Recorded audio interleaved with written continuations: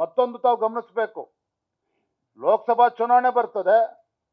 ಲೋಕಸಭಾ ಚುನಾವಣೆ ಬಂದು ಮತದಾನ ಆಗ್ತಕ್ಕಂಥ 3 ದಿನ ಮುಂಚಿತವಾಗಿ ಗ್ಯಾರಂಟಿಗಳ ಹಣ ಮನೆ ತಲುಪ್ತದೆ. ಬೈ ಎಲೆಕ್ಷನ್ ಬರ್ತದೆ. ಬೈ ಎಲೆಕ್ಷನ್ ಮತದಾನ ಹೋಗ್ತಕ್ಕಂಥ 3 ದಿನ ಮುಂಚಿತವಾಗಿ ಗೃಹಲಕ್ಷ್ಮಿನೂ ಕೂಡ ತಲುಪ್ತದೆ, ಯೋಜನೆಗಳು ತಲುಪ್ತದೆ.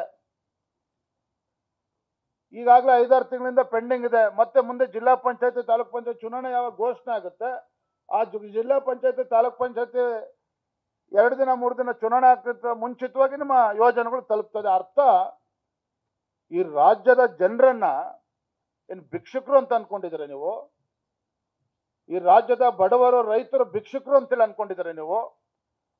ನಿನ್ನೆ ದಿನ ರಾಜ್ಯದ ಏನು ಕೆಲವು ಶಿಕ್ಷಕರು, ಪ್ರಾಥಮಿಕ ಮತ್ತು ಪ್ರೌಢಶಾಲಾ ಶಿಕ್ಷಕಿಯರು ಅವರೇನೋ ಧರಣಿ ಮಾಡ್ತಾ ಇದ್ದಾರೆ.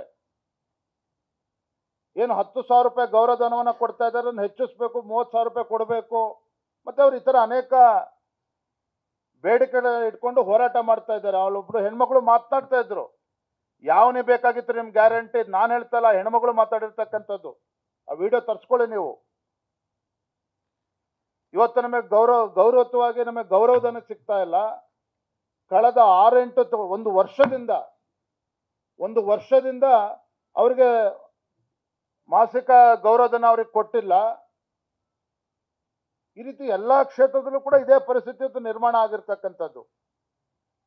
ಹಾಗಾಗಿ ಈ ರಾಜ್ಯದ ಮುಖ್ಯಮಂತ್ರಿಗಳನ್ನ ಆಗ್ರಹನ ಮಾಡ್ತೇನೆ, ರಾಜ್ಯದ ನಿಜ ಪರಿಸ್ಥಿತಿಯನ್ನ, ಹಣಕಾಸಿನ ಪರಿಸ್ಥಿತಿಯನ್ನ ರಾಜ್ಯದ ಜನರ ಗಮನಕ್ಕೆ ತರಬೇಕು, ಶ್ವೇತಪತ್ರನ ಹೊರಡಿಸಬೇಕು ಅನ್ನೋದನ್ನ ಈ ಸಂದರ್ಭದಲ್ಲಿ ಆಗ್ರಹವನ್ನು ಮಾಡ್ತಾ ಇದ್ದೇನೆ. ಮತ್ತೊಂದು ಕಡೆ ರಾಜ್ಯದ ಜನರು ಪರದಾಡ್ತಾ ಇದ್ರೆ ನೋಡ್ತಾ ಇದ್ರೆ ತಾಪಮಾನ ಹೇಗಿದೆ ಅಂತೇಳಿ. ಉತ್ತರ ಕರ್ನಾಟಕ, ರಾಯಚೂರು, ಬೀದರ್, ಕೊಪ್ಪಳ ಈಗಾಗಲೇ 38-40 ಡಿಗ್ರಿ ತಲುಪ್ತಾ ಇದೆ.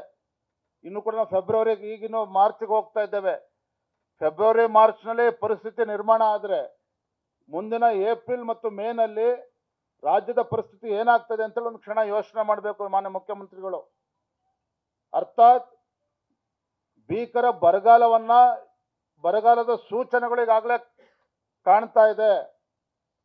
ಹಾಗಾಗಿ ಮಾನ್ಯ ಮುಖ್ಯಮಂತ್ರಿಗಳಿಗೆ ನಾನು ಆಗ್ರಹನ ಮಾಡ್ತೇನೆ, ಸರ್ಕಾರ ಎಚ್ಚೆತ್ತುಕೊಳ್ಬೇಕು. ಗ್ರಾಮೀಣ ಭಾಗದಲ್ಲಿ ಕುಡಿಯೋ ನೀರಿನ ಹಾಹಾಕಾರ ಈಗಾಗಲೇ ಪ್ರಾರಂಭ ಆಗಿದೆ.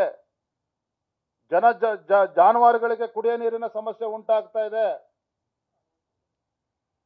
ದನ ಕರುಗಳಿಗೆ ಇವತ್ತು ಮೇವಿನ ಸಮಸ್ಯೆ ಉಂಟಾಗ್ತದೆ. ಇದಕ್ಕೆ ರಾಜ್ಯ ಸರ್ಕಾರ, ನಿದ್ರೆಯಲ್ಲಿರ್ತಕ್ಕಂಥ ರಾಜ್ಯ ಸರ್ಕಾರ, ಈ ನಾಡು ಸುಭಿಕ್ಷವಾಗಿದೆ ಅಂತೇಳಿ ಭ್ರಮಣೆಯಲ್ಲಿರ್ತಕ್ಕಂಥ ರಾಜ್ಯ ಸರ್ಕಾರ ಎಚ್ಚೆತ್ತುಕೊಂಡು ನಿಮ್ಮ ಸಚಿವರುಗಳಿಗೆ, ಆ ಜಿಲ್ಲೆಗಳಿಗೆ ಹೋಗಿ ವಾಸ್ತವಿಕ ಪರಿಸ್ಥಿತಿಯನ್ನ ಅರ್ಥ ಮಾಡಿಕೊಂಡು ಅದಕ್ಕೆ ಸೂಕ್ತ ನಿರ್ಧಾರವನ್ನ ಮಾಡಬೇಕು ಅಂತೇಳಿ ನಾನು ರಾಜ್ಯದ ಮುಖ್ಯಮಂತ್ರಿಗಳಿಗೆ ಈ ಸಂದರ್ಭದಲ್ಲಿ ಒತ್ತಾಯ ಮಾಡ್ತಾ ಇದ್ದೇನೆ.